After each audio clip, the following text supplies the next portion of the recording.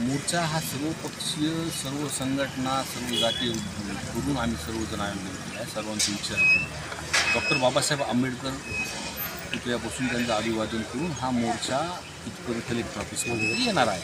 आणि तुम्ही संख्या विचारली, तुम्ही आता थोड्या वेळाने डोळ्यांनी बघतात 1 लाखापुढं ही संख्या लोकांची जाणार आहे.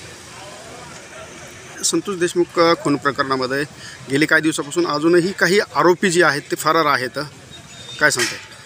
नाही बघा, तपास सभागृहामध्ये सर्वच पक्षाच्या आमदारांनी मांडल्यानंतर सरकारमधून CM साहेबांनी, अजितदादांनी, शिंदे साहेबांनी याची दखल घेऊन त्याची समिती बसवली. नवीन SP तिथं दिलेत. काही गोष्टी खऱ्याही बोलल्या पाहिजे की त्यांनी तपास त्यांचा चांगला दिशेने चालू आहे.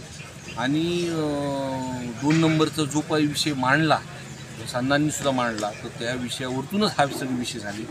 हे धंदे सगळे आमच्या जिल्ह्यातले बंद झाले. लोक समाधानी आहेत, पण फक्त विषय सुई